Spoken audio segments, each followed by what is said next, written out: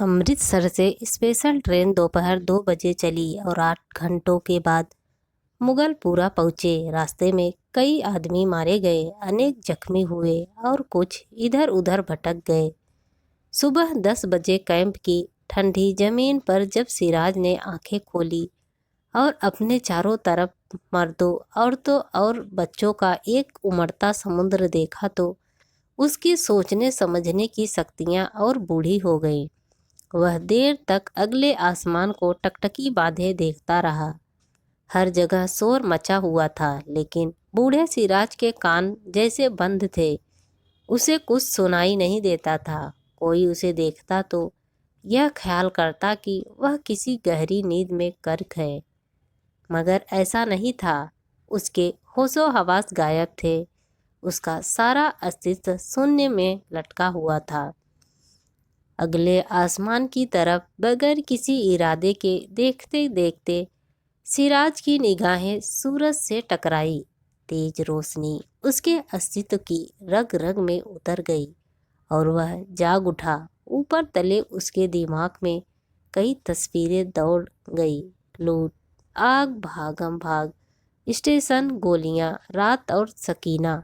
सिराज एकदम उठ खड़ा हुआ और पागलों की तरह उसने चारों तरफ फैले हुए इंसानों के समुद्र को खंगालना शुरू कर दिया। पूरे 3 घंटे बाद सकीना पुकारता कैंप की खाक छानता रहा, मगर उसे अपनी जवान इकलौती बेटी का कोई पता न मिला। चारों तरफ एक धांधली सी मची थी। कोई अपना बच्चा ढूंढ रहा था, कोई माँ और कोई बेटी। और सिराज थक हार कर एक तरफ बैठ गया और मस्तिष्क पर जोर देकर सोचने लगा कि सकीना उससे कब और कहाँ अलग हुई। लेकिन सोचते सोचते उसका दिमाग सकीना की माँ की लाश पर जम जाता, जिसकी सारी अतड़ियाँ बाहर निकली हुई थी। उससे आगे वह कुछ सोच ना सका। सकीना की माँ मर चुकी थी। उसे सिराज की आंखों के सामने दम तोड़ा था, लेकिन सकीना कहाँ थी जिसके विषय में उसकी माँ ने मरते हुए कहा था, मुझे छोड़ दो और सकीना को लेकर जल्दी भाग जाओ। सकीना उसके साथ ही थी। दोनों नंगे पांव भाग रहे थे। सकीना का दुपट्टा गिर पड़ा था। उसे उठाने के लिए उसने रुकना चाहा था। सकीना ने चिल्लाकर कहा था, अब्बा जी छोड़िए, लेकिन उसने दुपट्टा उठा लिया था। यह सोचते सोचते उसने अपने कोट की भरी हुई जेब की तरफ देखा और उसमें हाथ डालकर एक कपड़ा निकाला। सकीना का वही दुपट्टा था, लेकिन सकीना कहाँ थी? सिराज ने अपने थके हुए दिमाग पर बहुत जोर दिया, मगर वह किसी नतीजे पर ना पहुंच सका। क्या वह सकीना को अपने साथ स्टेशन तक ले आया था? क्या वह उसके साथ ही गाड़ी में सवार थी? रास्ते में जब गाड़ी रोकी गई थी और बलवाई अंदर घुस आए थे, क्या हुआ? बेहोश हो गया था जो वह सकीना को उठा कर ले गए। सिराज ने दिमाग पर सवाल ही सवाल थे, जवाब भी नहीं था। उसको हमदर्दी की ज़रूरत थी, लेकिन चारों तरफ जितने भी इंसान फंसे हुए थे, सबको हमदर्दी की ही ज़रूरत थी। सिराज ने रोना चाहा, मगर आँखों ने उसकी मदद ना की।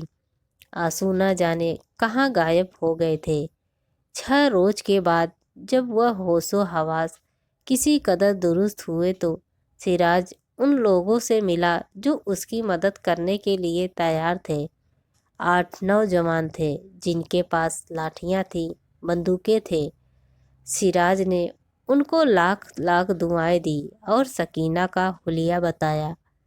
गोरा रंग है, बहुत खूबसूरत है, मुझ पर नहीं अपनी माँ पर थी।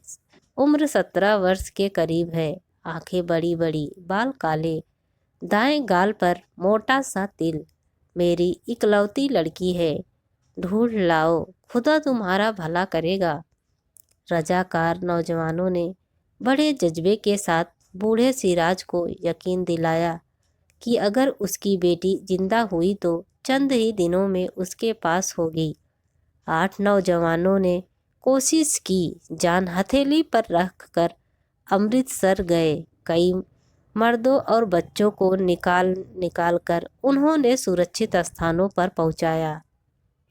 10 रोज गुजर गए मगर उन्हें सकीना न मिली। एक रोज इसी सेवा के लिए रारी पर अमृतसर जा रहे थे कि शहर के पास सड़क पर उन्हें एक लड़की दिखाई दी। लारी की आवाज़ सुनकर वह बिगड़ी और भागना शुरू कर दिया। राजकारों ने मोटर रोकी और सबके सब उसके पीछे भागे। खेत में उन्होंने लड़की को पकड़ लिया। देखा तो बहुत खूबसूरत थी। दाएं गाल पर बहुत मोटा तिल था। एक लड़के ने उससे कहा, घबराओ नहीं, क्या तुम्हारा नाम सकीना है? लड़की का रंग और भी दर्द हो गया। उसने कोई जवाब नहीं दिया, लेकिन जब तमाम लड़कों ने उसे दम दिलासा दिया तो उसकी डर दूर हुई और उसने मान लिया कि वह सिराज की बेटी सकीना है। 8 रजाकार नौजवानों ने हर तरह से सकीना की दिलोजोई की। उसे खाना खिलाया, दूध पिलाया और लारी में बैठा दिया। एक ने अपना कोट उतार कर उसे दे दिया, क्योंकि दुपट्टा न होने के कारण वह बहुत उलझन महसूस कर रही थी और बार बार बाहों से अपने सीने को ढकने की कोशिश में लगी हुई थी। कई दिन गुजर गए। सिराज को सकीना की कोई खबर ना मिली। वह दिन भर विभिन्न कैंपों और दफ्तरों के चक्कर काटता रहा, लेकिन कहीं से भी उसकी बेटी का पता न चला। रात को वह बहुत देर तक उन रजाकार नौजवानों की कामयाबी के लिए दुआएं मांगता रहा, जिन्होंने उसे को यकीन दिलाया था अगर सकीना जिंदा हुई तो चंद दिनों में ही उसे ढूंढ निकालेंगे। एक रोज सिराज ने कैंप में उन नौजवानों रजाकारों को देखा। रेलगाड़ी में बैठे थे। सिराज भागा भागा उनके पास आया। गाड़ी चलने वाली थी कि उसने पूछा, बेटा, मेरी सकीना का पता चला? सबने एक जवाब होकर कहा, चल जाएगा, चल जाएगा, और लारी चल दी। सिराज ने एक बार फिर नौजवानों की कामयाबी की दुआ मांगी और उसका जी भी किसी कदर हल्का हो गया। शाम के करीब कैंप में जहां सिराज बैठा था उसके पास ही कुछ गड़बड़ सी हुई। 4 आदमी कुछ उठाकर ला रहे थे। उसने मालूम किया तो पता चला कि एक लड़की रेलवे लाइन के पास बेहोश पड़ी थी। लोग उसे उठाकर लाए हैं, फिर आज उनके पीछे हो लिया। लोगों ने लड़की को अस्पताल वालों के सुपुर्द किया और चले गए। कुछ देर ऐसे ही अस्पताल के बाहर गड़े हुए लकड़ी के खंभे के साथ गड़ कर खड़ा रहा, फिर आहिस्ता आहिस्ता अंदर चला गया। कमरे में कोई भी नहीं था। एक स्ट्रेचर था जिस पर एक लाश पड़ी थी। सिराज छोटे छोटे कदम उठाता उसकी तरफ बढ़ा। कमरे में अचानक रोशनी हुई। सिराज ने लाश के चेहरे पर चमकता हुआ तिल देखा और चिल्लाया, सकीना! डॉक्टर, जिसने कमरे में रोशनी की थी, सिराज से पूछा, क्या है? सिराज के हलक से सिर्फ इस कदर निकल आ सका कि जी, मैं इसका बाप हूँ। डॉक्टर ने स्ट्रेचर पर पड़ी हुई लाश की नब्ज टटोली और सिराज से कहा, खिड़की खोल दो। सकीना के मुर्दा जिस्म जुम्बिश हुई। बेजान हाथों से उसने औजार बंद खोला और सलवार नीचे सरका दी। बूढ़ा सिराज खुशी से चिल्लाया, जिंदा है मेरी बेटी, जिंदा है।